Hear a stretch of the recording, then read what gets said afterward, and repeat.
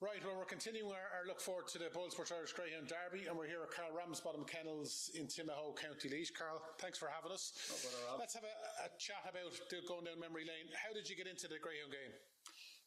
We had dogs the whole time here at home. My father, Billy, the Garryglass kennels next door, and just up the road from the home place. And there was dogs always at home on the farm all when we were all small. And I'm the youngest of 8, and it kind of a few of my brothers, we got the bug, so we kept tipping away at it. So there was always dogs. Bred a few bitches down through the years. Always kept a handful of them here. In the last 5 or 6 years, we've got away from the breeding side of it and mainly concentrating on the training side of it. So like I said, my father has dogs 50 years, so it was always in the blood, kind of. Yeah.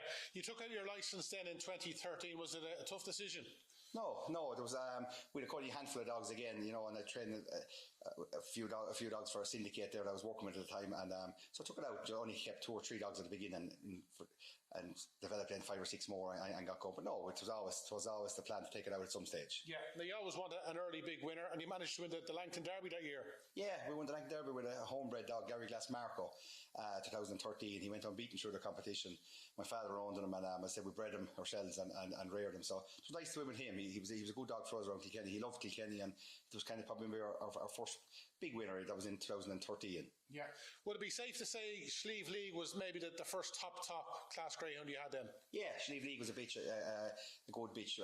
Gavin Johns owned her there. We bought her unraced, and she ran up the puppy derby, and she was third in the Comfort Cakes unraced, and bit of short head to make the final of the Laurels, and she had a good night then in 19. She won the £10,000 bitch 5 to 5 race, open bitch race. So that was the last year, kind of before lockdown, COVID, last 10 grand races in 2019. So she was the first big winner for us, yeah. Yeah, and she got us to a lot of finals, a lot of big race semi-finals as well. Yeah, with great run with Sliabh Liag, she was a right genuine bitch, loved defence and plenty of early, so she was a good bitch. Gavin John's got a great spin over. She won a lot of the big nights, and being unlucky probably not to win a bit more. She was going well in 2020 for the Oaks, was due to start in April. She was schooling well for us, and unfortunately COVID came in and the Oaks put back. So with her gear that year for we thought she would have had a good stab at the Oaks in 2020, but it wasn't to be. So she's gone to the breeding paddocks now. Lovely. She probably put you in the big time. Then 2019, you got a right run in the Derby with Deadly Dynamite. Yeah, Deadly Dynamite, dog got another good owner, Gary Hannon. He was a good dog, Deadly Dynamite. He came out a champion on race in Kilkenny and went to Dublin with him. He won his first heat of the Derby. He kept qualifying away, and he was bet a short header ahead by Dolores' dog, the Razzle Dazzle, just nabbed him on the line in the semi-final to make the final. It was close. We went now. I said it's the only wrong dog turned behind us that night to get us to the final. But he was a short head to make the final. But he was a good dog again for Gary Hannon. He was probably the closest we got to making the Derby final. Now the Deadly prefix has been a big part of your success, and Deadly Destroyer 2021 winning the Shelbourne Champion 550 was a big win. Yeah, Deadly Destroyer, another dog again. Gary Hannon owned him. He won the Dennis Lennon stake in Cork, the unraced stake in Cork, and came up to Shelbourne then and got the semi-final, I think, at the Gold Cup. Third in the Project Stakes the same year, a bit unlucky in the Kirby. But he had a good night, he could win then. He won the Champion 550 that night in Shelbourne.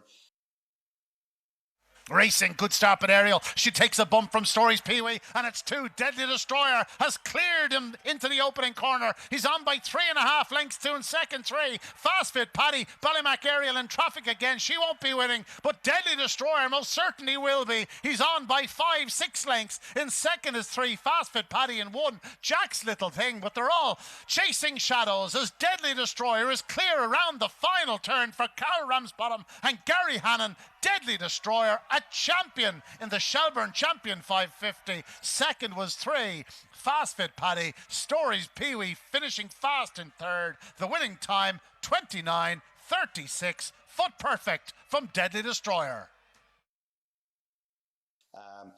Went straight to the Champion Stakes itself, the proper Champion Stakes. He was odds-on favourite to it, and messy race at the bend, caused himself probably his own trouble, moved off the bend a bit and cost him the Champion Stakes. We thought that year it was probably going to be, we thought he's one to win that year, but didn't happen for him. He went to the Derby as well the same year and won a couple of heats, so we got knocked out, I think, in the third round, and finished off the year that it come back then. He won the Open 550 at the Stars, the big night again for in 2020. So he with a good end of the year with him. Last year was a big year for you. You won the Dublin Cup with Cheque For Sir. You got a big kick out of that. Yeah, Cheque For Sir, lovely dog, a lovely dog for Syndicate there in Limerick and Cork. He got bet the first round Dublin Cup, but he won every other heat of it. And before he went to Dublin, he had won the Deadly Kennels 5,000 must take Kilkenny. He went unbeaten through that. So I think he won 9 out of his 10 races. He was on a right vein of form that time, but we got a right thrill out. We had a lovely dog, a lovely early pace dog, and as I said, he's a right little money spinner for the lads there that owned him, and he's a genuine dog, so that was a nice way to finish off the year. Yeah. Now 9 years on after winning the Langton Derby in 2013, you managed to pop up again. Was it with Showtime last year? Yeah, Deadly Showtime again. A dog, he was after being running the Derby and he got knocked out of the Derby, and he got knocked out of the plate early on, so he was gone back to A1. So we said to the syndicate that owned him, so we'll have a stab at it with only one dog for the Langton Derby, or the Kilkenny to Jag Derby, it's called. We said we'd only one dog for one entry, so we said we'd stick him into it, and he went unbeaten through as well, Deadly Showtime. So they got a right spin out with him, right thrill out of him, and he still have him. So they might have another stab at it maybe later on this year again, hopefully. Yeah, and obviously a dog that a lot of people associate you with is Pablo Escobark. Obviously, he's got a name that a lot of people attach to, but when he stepped him up to 750, you got a right run with him. Yeah, Pablo, a dog again was in the champion on race in Kilkenny. Lacked a little bit of early pace. We knew very fast, very, very fast dog. Went to Shelburne, got to that champion puppy 550. Again, was leaving a lot of the boxes. So, look, the syndicate, he'd won no race. I think he ran 14 before he won, which was strange because he was probably the fastest dog I had in the kennel at the time. No doubt, he's fierce fast dog doing fierce trials. So I spoke to syndicate and I said, look, we'll chance they wanted to run him Derby final night in the 600. I says, he'll be lost with the 600-yard dog. So we took a chance. We stepped up to 750. He'd never been over. We hadn't trialled him over. It was no time to trial him over, and he popped out mid-all, and we did a brilliant night. We got a brilliant thrill out of that with him, because as you say, he's a great name and a lovely dog to train, and he's done well over 750s now. He picked up a small little injury in Limerick, so we've lost a bit of time in him, but he'll be back later on in the year, all going well.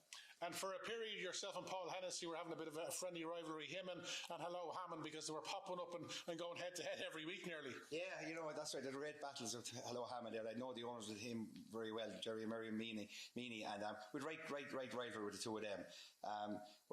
When I seen him retired, I says, grand, there's one less to worry about. The other ones popped up then. Jack Tavern Bell himself after having a couple of great battles too, and a few others in there. But look, hopefully, I said we'll get him back. It's not a serious injury. We got another setback with him before the Cornwall Cullen, so we said we'd leave him alone and bring him back now. Hopefully, we might get him back for one-off race night, the Derby, and the nice start later on in the year. We're halfway through 2023. It's been a good year for you so far. Yeah, good year, Rob. Good year with a good night in Kilkenny there Friday night at the John Mitchell Festival of Racing. A great night again, sponsored by John there. We had two winners. We won two finals there in Kilkenny, and we had a couple of seconds as well. So, look, good going well. They had been running poor enough there a month ago. A small touch of kennel sickness, a bit of a cough there. So, look to be out with now, and after a couple of winners in the last fortnight. So hopefully we'll stay going for the year. You're here in Timahoe and Laois. Roughly how many dogs do you have? We've 15 or 16 in at the minute, Rob. We've kennels for 20. I kind of keep it under 20. We're a family-run job here. Myself and my father-in-law PJ gives me a good hand, and the boss man is below. So look, we keep it under the 20. I said there's 15 or 16 in there at the minute, and always keep a couple of spare kennels there for dogs to come in if the right one appears. But that's the way we keep it. I say we're family-run, and we keep it small.